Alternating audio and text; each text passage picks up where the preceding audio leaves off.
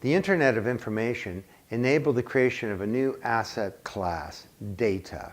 As they say, data is the new oil.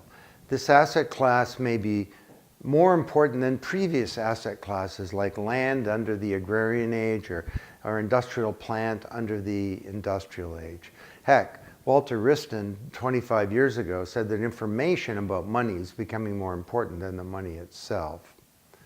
But there's an odd thing about the way that this new asset gets created and it gets expropriated.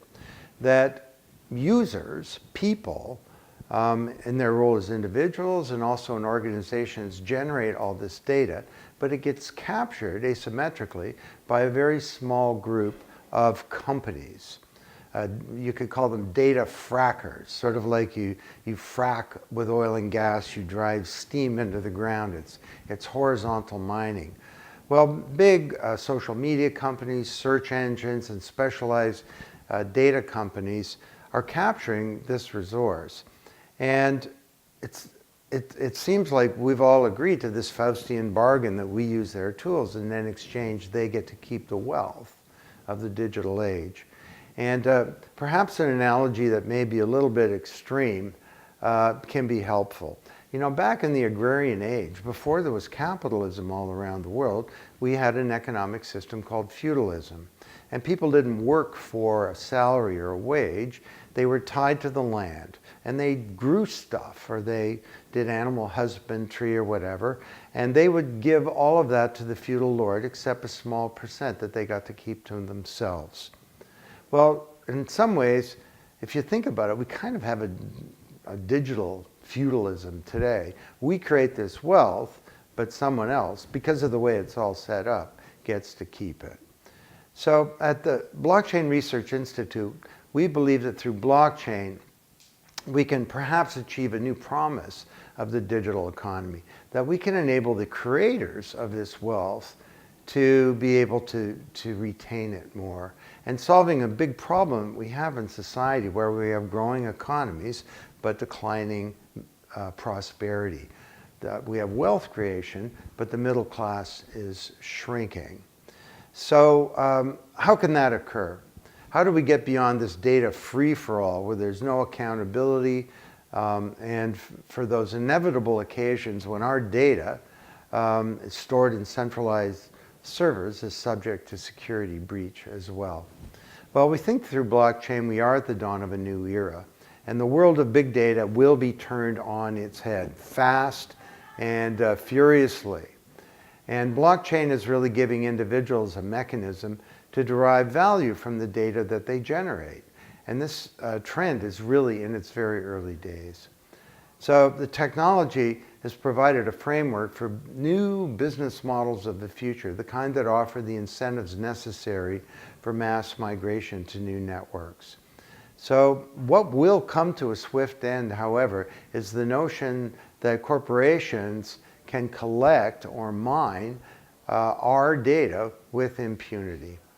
So if this is true, it will be based on the notion of an identity that's owned by citizens, the virtual you in a black box. And the virtual you is portable. It sweeps up this trail of digital crumbs that you leave as you go throughout life and creates a mirror image of you, basically. Only the difference is that rather than some big company owning that, you own it.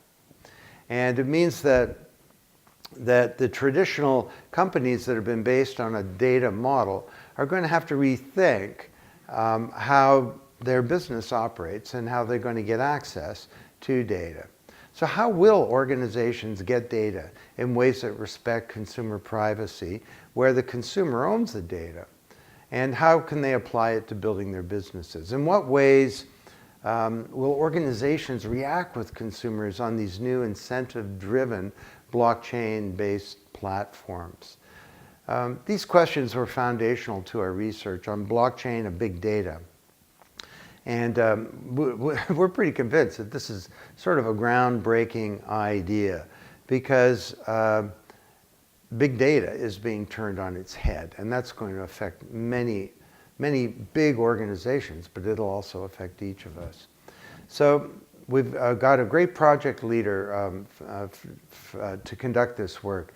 It's the Australian-based big data and blockchain expert, Mark van Rijmenam. And he answers these critical questions about big data as they relate to strategic planning.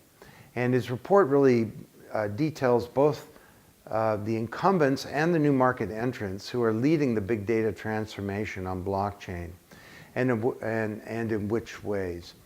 The work explores topics such as data sharing, data governance, data security, and data management, and related issues having to do with privacy and creating self-sovereign identities, the personal black boxes critical to this new era of prosperity.